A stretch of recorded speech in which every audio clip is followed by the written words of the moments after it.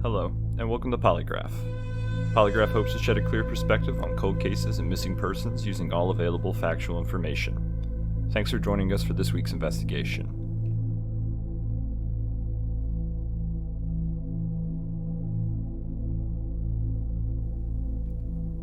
Though the name can be a bit deceiving, the Connecticut River Valley stretches across 5 different states throughout New England, as well as 1 Canadian province.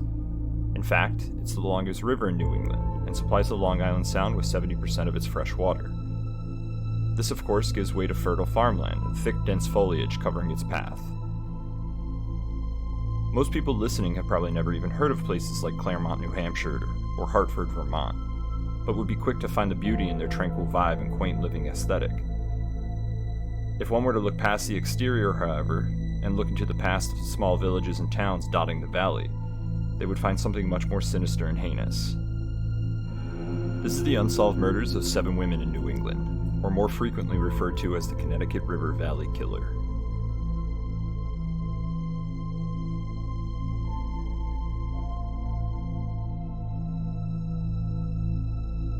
Even with the fact New Hampshire had the lowest crime rate in the country at the time, even when crime was at a national high, doesn't mean it wasn't happening there. Over the course of 1978 to 1987, women began to go missing and soon be found dead, covered in stab wounds.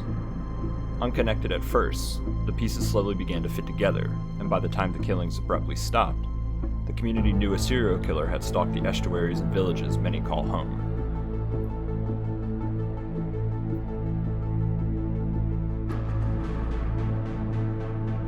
On October 24, 1978, 27-year-old Catherine Milliken had intended to spend her afternoon in New London, New Hampshire, at the Chandler Brook Wetland Preserve. She was an avid bird watcher and enjoyed photographing them when she had the free time to do so. She was witness in the park that afternoon, but the next day her body would be found, covered with at least 29 stab wounds. Her corpse lay just yards from where she was last seen. In July of 1981, Mary Elizabeth Critchley, 37, was a student at the University of Vermont who had been dropped off near exit 13 on the Massachusetts Turnpike. She intended on hitchhiking back to Waterbury, Vermont, where she lived. However, she never arrived home. Her body was discovered in the woods off of Unity Stage Road in Unity, New Hampshire on August 9, 1981, just 1 month later. Due to the summer heat, a cause of death was not able to be determined, but due to the location of the body in relation to a future victim, this case has been linked to the River Valley Killer. In May of 1984, 16-year-old Heidi Martin, who was the youngest victim in this case, was last seen jogging on Martinsville Road in Hartland, Vermont. Her body would be found in a swampy area not far from Hartland Elementary. Her autopsy showed multiple stab wounds to the heart, as well as suspected signs of drowning. Dirt, silt, and water were found in her throat and lungs. It's possible she was not immediately killed by the multiple stab wounds and eventually succumbed to the water in the brook where the killer had left her. She was linked to the case due to the location of her body and the method of killing. Just 10 days later, on May 30th, 1984, Bernice Courtmarsh, just 17, was last seen in Claremont, New Hampshire. Similar to Critchley, Bernice was hitchhiking on New Hampshire Route 12 with the intention of getting to her boyfriend's house in Newport, New Hampshire, roughly a 10-mile journey which would have taken about 20 minutes. She was reported missing the next day, but her deceased body would not be located for another 2 years, just off of Cat Hole Road in Claremont. Although the remains were skeletal, it could still be determined the cause of death was multiple stab wounds. In a strange course of events, Ellen Ruth Fried, 26 years old, would be the next victim just 2 months later in July of 1984. Ellen was connected to Bernice, as she was her part-time personal nurse, as well as a supervising nurse at Valley Regional Hospital, located in Claremont, New Hampshire. Ellen had made a late stop around 2 a.m. near Leo's Market in Claremont to make a phone call to her sister. While on the phone, Ellen mentioned a strange car circling the parking lot. She left a conversation to restart her car, returned to the call, and ended it shortly after. She was reported missing when she did not arrive for her scheduled shift at work the next day. Her car was located shortly after on Jarvis Road, seemingly abandoned, not far from the market where she had made the phone call. There would be no updates to Ellen's case until 18 months later, when her remains would be found near the Sugar River in Kellyville, 8 miles outside of Claremont. Her cause of death was determined to be multiple stab wounds. Signs of sexual assault also seemed probable. Roughly a year later, single mother Eva Marie Morse, 27, was hitchhiking near the border of Claremont and Charleston in New Hampshire, again on Route 12. This is not uncommon for Morse, as she was known to hitchhike this route often to and from work. According to sources, she did not have an easy life and was busy trying to heal the relationship between herself and her 10-year-old daughter, whom she had in her teens. It's often thought that Morse was seen as vulnerable and was also known to associate with unstable or aggressive people in the past. Regardless, she was reported missing after never returning home, and it wouldn't be until almost 9 months later in April of 1986 that her remains would be found. Her probable cause of death was multiple stab wounds. Her throat also appeared to be slit based off of markings on her skeletal remains. This is similar to the manner in which Claremont had been killed and her body had been located by joggers, just 500 feet from where Critchley's body was located 5 years prior, linking the two cases to the others. 10 days prior to the discovery of Morse's body in April of 1986, 36-year-old Linda Moore was home alone doing yard work and sunbathing in her backyard. Her husband arrived home roughly an hour after she was last seen by neighbors to find her body in the living room, covered in at least 25 stab wounds. It was evident a vicious struggle had taken place at the scene of the crime. Moore attempted to defend herself while being stabbed repeatedly in the neck area as well as the chest. Despite the resistance, the stabbing patterns were too similar to other victims for police to ignore. Though this case varies from the others, it is deemed connected for this reason. Even though the victim was not in a remote area, it also gave police the first eyewitness testimony of the suspected killer. Neighbors were quick to mention a man seen lingering in the area prior to the attack, a slightly stocky younger male, between 20 and 25 years old, with rimmed glasses and dark hair. A composite sketch is whipped up and circulated shortly thereafter. It is thought that the killer was interrupted or left feeling vulnerable after Linda fought back, leaving him no time to move or discard of the body, but this seemingly did not deter him from striking again. In January of 1987, 38-year-old nurse Barbara Agnew was on her way home from a ski trip with friends. She had left earlier in the day from Stratton Mountain, near Stratton, Vermont, and traveled down I-91 on her way home to Norwich. Around 10 p.m., she pulled into a rest stop, only about 10 miles from her final destination. It is not known why she stopped. Some speculate it was due to the weather, a possible snowstorm being the reason as to why she felt the need to do so, or perhaps she just needed to relieve herself or simply make a phone call. Regardless, her abandoned BMW would be spotted by a snowplow driver later that evening at the rest stop, not far from Hartford, Vermont. The driver's side door was left open and signs of blood visible on the steering wheel and back seat. Subsequent investigation was able to turn up some of her bloody clothes in a nearby dumpster, but no sign of Barbara herself. 2 months went by, and in March of '87, her body was located under an apple tree in Hartford, Vermont, approximately 12 miles from the rest area and just 1 mile from where the remains of Heidi Martin were found years prior. She had been stabbed repeatedly in the neck and chest. Defensive wounds were visible, as well as a disabling wound, seemingly to stop the victim from fighting back. By this point, police were hopeful that there would be an end to the murder spree, as each investigation dried up and leads were thin, and eventually, they got their wish. 7 months pregnant, 22-year-old Jane Borowski was returning home from a county fair in Keene, New Hampshire. Feeling thirsty, she pulled over into the lot of a closed supermarket in West Swansea to purchase a soda from the vending machine outside. After getting the soda, she returned to her car, and she noticed a parked Jeep Wagoneer next to her. Upon entering her vehicle, Jane saw the driver of the Jeep in her rearview mirror and was approached. The man quickly asked her if the payphone was working, before violently ripping her from her vehicle and berating her with questions as a struggle broke out. The man accused Jane of beating up his girlfriend and demanded to know if she had Massachusetts license plates. She insisted they were New Hampshire plates, but the man began stabbing her repeatedly, over 27 times, before leaving her to die. However, Jane was still able to pull herself back into her vehicle and began driving to a friend's house nearby. As she did, she noticed the Jeep Wagoneer in front of her, and as she pulled into her friend's driveway, the Jeep pulled a U-turn and drove by inspecting the scene before vanishing as Jane's friends came to her aid. Jane was then transported to the hospital where she was treated, and it was revealed the severity of her injuries. Her jugular vein had been severed, both lungs collapsed, a kidney laceration, and severed tendons in both her hand and knee. Her unborn child survived the attack as well, although she was diagnosed with mild cerebral palsy, most likely due to the traumatic attack. Jane was able to provide detectives with a profile of the attacker as well as the first 3 letters of his license plate, but eventually the case went cold and no new leads were able to be generated. It would seem this final attack, most likely connected to this case due to the stabbing patterns of the attacker, persuaded him to stop the attacks altogether. There are other cases that could possibly be linked to this investigation, but not enough evidence is able to be linked between them. Most of this case is based on geographical consistency, as well as the manner and attack pattern of the killer. He used a knife to kill all his victims, which implies a very personal connection to the attack. Perhaps the killer was familiar with the victims he chose. There is the odd link between Bernice Courtemanche and Ellen Freed, personally knowing each other and then being killed within 2 months of one another.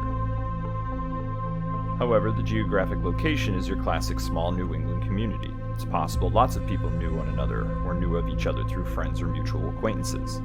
This too would also imply that the killer would be from the area and possibly be known to the community. Given the heavily wooded small towns in and around the Connecticut River Valley, the killer seems to have a keen sense of direction and off-the-grid locations that conceal some of their crimes for multiple years. There is also the returning to specific crime scenes to dump new victims, or other victims being dumped in close proximity to previous dump sites. The list of suspects is short, and information is thin, but there are some interesting leads to follow. Being just 16 at the time of the first attack, 23-year-old Delbert Tallman admitted to the murder of Heidi Martin in 1985. He then later recanted his statement and said another man had murdered her, but couldn't say who. Tallman was tried for the murder, but quickly acquitted, and still denied the allegations despite his previous confession to police. There simply isn't enough evidence to tie him to the case despite his statement, but he would later be tried in 1996 for sex crimes related to a minor and jailed again for failure to register as a sex offender. He was released from prison in 2010 and has since fallen off the police radar. Even with his recanted confession and geographic proximity to the killings, he is not pursued as a suspect any longer at this time, unless new information surfaces. In October of 1997, the case resurfaced with new information. 46-year-old Gary Westover, a paraplegic man, made a startling confession. He relayed to his uncle, former Grafton County Sheriff's Deputy Howard Minnan, that he was forced to participate in the murder of Barbara Agnew. According to Westover, he was picked up by 3 friends on the day of Barbara's murder for a night of partying. Westover said he and the wheelchair he used were loaded into a van and set out to Vermont, where they then abducted Barbara, murdered her, and left her body off of a back road. Minnan shared this information with his wife, daughter, and eventually law enforcement. However, they didn't seem too interested in the confession. Westover died in 1998, and Minnan followed in 2006. Shortly thereafter, Anne Agnew, aunt of Gary Westover and sister of Barbara Agnew, took this information and resubmitted it to law enforcement, with a new connection. In December of 2005, a man named Michael Andrew Nicolau had a dispute with his then-wife, Eileen. The couple had been married since 2001, with Eileen frequently going into hiding and being abused or threatened. This was apparently quite a normal coincidence for the couple, but this time Eileen had her shoulder broken. She decided to run from Nicolau to avoid further abuse to her and her children. She asked her sister for help and fled to Tampa, where she began staying with them. For 3 weeks, Eileen thought her troubles were behind her, and she was ready to move on with her life and away from Nicolau. But in an unfortunate turn of events, she was mistaken. Nicolau had been hot on her trail, and had figured out where she fled to. He was familiar with the residence and barged in late one night with a gun. Eileen's sister then arrived home to the residence and could hear screaming and pleas for help. Sensing trouble, she called law enforcement, who quickly arrived at the scene and entered the home, only to find Nicolau pointing a long-barreled weapon at them. They retreated outside, now facing a hostage situation rather than a domestic disturbance. Shortly thereafter, gunshots rang out. They attempted to reach Nicolau on his cell phone, but the calls went to voicemail. The tactical response team entered the home to find the deceased body of Eileen Nicolau. Michael Nicolau was also deceased, an apparent self-inflicted gunshot wound to the head. Another woman in the house, Taryn Bowman, who was the stepdaughter of Nicolau and Eileen's child from a previous marriage, had been shot, but was still alive and transported to the local hospital where she recovered. Police ran Nicolau's information through the database and found that this was not his first issue with violence. Nicolau was a Vietnam veteran, where he served as a helicopter pilot, but had been discharged while on active duty due to an ongoing investigation. The helicopter piloted by Nicolau had been flying too low over the Mekong Delta, where they had dropped several bombs and used machine guns, causing unknown travesties. The charges against Nicolau were dropped, however, when he returned home and began treatment for PTSD. In 1988, Nicolau married his first wife, Michelle Ashley. In statements to family members, Michelle described her husband as controlling and possessive. She expressed multiple times that she intended on leaving him. At one point she did so, but she was stalked by Nicolau until she returned home to him. She mentioned to her family she was scared for her life, but intended on leaving him again after her sister's wedding. Shortly after the wedding, Michelle disappeared, and the family reported her missing. Nicolau was investigated, but at first denied even knowing her. When questioned again, he admitted that they had a relationship together, but that she was a, quote, slut, and had run off with a Colombian drug dealer. Nicolau then moved away, leaving their apartment empty and taking their children with him. You may be trying to fit the pieces together by now, and how exactly Nicolau could be implicated in the Connecticut River Valley killings. While mostly circumstantial, there is some evidence that is quite hard to ignore. For starters, the parents of Nicolau's first wife, Michelle Ashley, knew the parents of Gary Westover, the man who gave the deathbed confession on Barbara Agnew's murder. Anne Agnew, Barbara's sister and Gary Westover's aunt, thought the name Michael Nicolau, quote, sounded familiar, after hearing about the murder-suicide in Tampa. This is what caused her to remember the confession from Westover and resubmit with Nicolau's information as a possible suspect. There's also the speculation that Westover and Nicolau were familiar with each other, as they may have been treated at the same VA center, as they were both veterans. Westover was also known to sell drugs on the side to supplement his disability income, and it has been reported that Nicolau was, quote, buying, selling, and delivering large quantities of cocaine from Virginia to New England, end quote, all during the time of the killings. It wouldn't be too unreasonable to assume that if you were traveling up and down the interstates of the New England corridor, that a hitchhiker could catch your eye from time to time. When it comes to the surviving victim, Jane Borowski, she stated that there was, quote, some resemblance between her attacker and Nicolau. When recalling her attack, Borowski mentioned the suspect used a, quote, martial arts grip, end quote, and Nicolau was a competitive wrestler and black belt in karate prior to joining the military. Borowski also stated that the Jeep Wagoneer driven by the suspect had wood panels. Family members of the Nicolaus recall unloading Christmas gifts out of a similar vehicle that same year. In an abandoned baby book left by Michelle Ashley, it's noted that she was treated at the same hospital Barbara Agnew worked at on Thanksgiving 1986. Her body was found in January of 1987, only a few miles from where the Nicolaus celebrated Christmas. Oddly, there has been some comparison to the victim Eva Morse and Nicolaus' second wife, Eileen, stating they seem to resemble each other. In the end, however, regardless of how compelling these clues are, there is no definitive proof linking Nicolau to the murders in the Connecticut River Valley. DNA testing had been ordered in 2018, but there is no information regarding the outcome of that testing. It certainly seems like a stretch that the murders can be pinned on any one individual in the near future. The cases weren't definitively linked for quite some time, and some of the victims are heavily debated to being involved or just separate acts of violence. For now, the killer goes unpunished, and the safe, quaint villages of the Connecticut River Valley live on in a shroud of mystery as to who stalked their forest, preying on innocent women. If you have any information that could lead to an arrest in this case, please contact Crime Stoppers. Perhaps it could be you who holds the missing link.